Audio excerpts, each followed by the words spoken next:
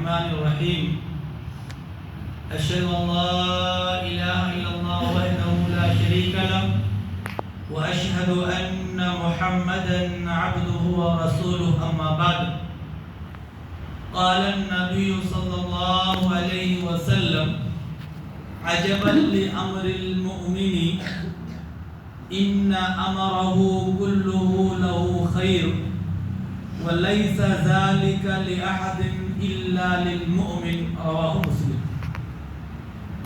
حضرات، صبر کے تعلق سے آپ کے سامنے باتیں پیش کی جا رہی تھی۔ مسلم شریف کی حدیث ہے، ایک مومن کی شان بتائی گئی ہے کہ ایمان والا کیسا رہتا ہے اور ایمان والے کو کیسا ہونا چاہیے۔ ایمان والے کو کیسا ہونا چاہیے؟ فرماتے ہیں اللہ کے رسول صلی اللہ علیہ وسلم کہ بے شک مومن کا معاملہ بھی عجیب ہے، ایمان والے کا معاملہ بھی عجیب ہے، اس کے ہر کام میں اس کے لیے بھلائی، ہر کام میں اس کے لیے بھلائی، خیر ہے، فائدہ ہے، اجر ہے، ثواب ہے ہر کام میں۔ اور یہ چیز مومن کے علاوہ کسی کو ملنے والی نہیں ہے۔ یہ جو مقام ہے نا، یہ ایمان والے کے علاوہ کسی اور کو نصیب نہیں ہو سکتا ہے، نہیں مل سکتا ہے۔ کیا فرماتے ہیں؟ چیز کیا ہے؟ کہتے ہیں کہ اگر اسے کوئی خوشی حاصل ہوتی ہے، کوئی کام اس کا بن گیا، کوئی ترقی مل گئی اس کو، کوئی اچھے کام میں وہ کامیاب ہو گیا، خوشی والا ماحول ہے، تو جب خوشی آتی ہے تو اس پر وہ اللہ تعالیٰ کا شکر ادا کرتا ہے۔ اللہ تیرے رحم سے، تیرے کرم سے میرا کام ہو گیا، اللہ تعالیٰ لاکھ لاکھ شکر ہے، ہم کہتے ہیں الحمدللہ۔ تو یہ جو ہے شکر کرنا، اس شکر کرنے پر کیا ہوتا ہے؟ ہم کو اجر ملتا ہے، اللہ رب العالمین اس پر ہمیں اجر اور ثواب دیتا ہے۔ ہمارے کام کی بات ہوئی ہے، ہم کو کامیابی ملی ہے، ہمارا کوئی بگڑا ہوا کام بن گیا ہے، خوشی ہم کو ملی ہے، ہم نے اللہ کا شکر ادا کیا ہے، تو اللہ کا شکر ادا کرنے کی وجہ سے اللہ تعالیٰ ہمیں اجر دیتا ہے۔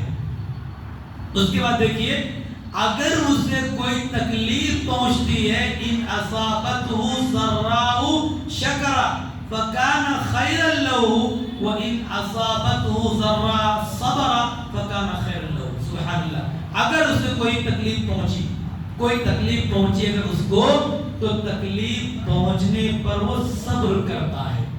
کسی کا انتقال ہو گیا، یا اس کی جو تجارت تھی وہ گھاٹے میں چلی گئی، یا کھیت میں جو اناج تھے وہ کم آ گیا، پھلوں میں نقصان ہو گیا، کسی بھی طریقے سے اسے مصیبت پہنچی ہے، تو مصیبت کے پہنچنے پر اگر وہ صبر کرتا ہے، اِنَّ لِلَّهِ وَإِنَّا إِلَيْهِ رَاجِعُونَ پڑھتا ہے کہ ہمارا کیا ہے؟ اللہ رب العالمین کی طرف سے ہم کو ملا تھا، اللہ رب العالمین جو بھی فیصلہ ہمارے حق میں کرتا ہے ہم اس فیصلے سے راضی ہوتے ہیں، یہ صبر کر لیتا ہے۔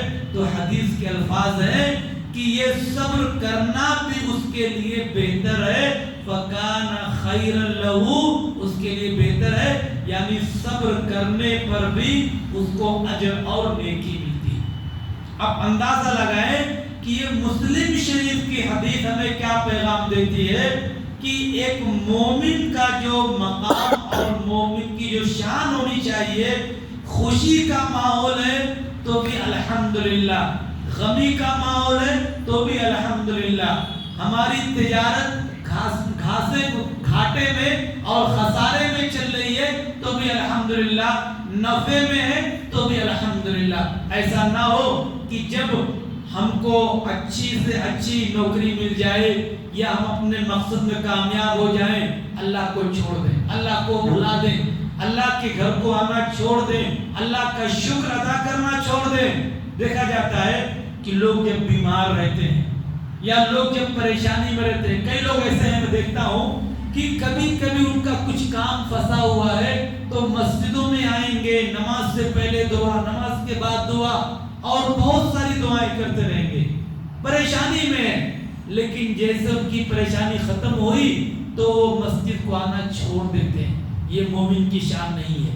یہاں حدیث کیا بتا رہی ہے کہ مومن کی شان یہ ہے کہ غمی ہے، پریشانی ہے، مصیبت ہے تو بھی اللہ کا شکر ادا کرنا ہے، اور اللہ کا شکر ادا کرتے ہوئے صبر کرنا ہے، اور غم کا ماحول ہے صبر کرنا ہے، خوشی کا ماحول ہے شکر کرتے ہوئے اللہ رب العالمین کی تعریف کرنا ہے۔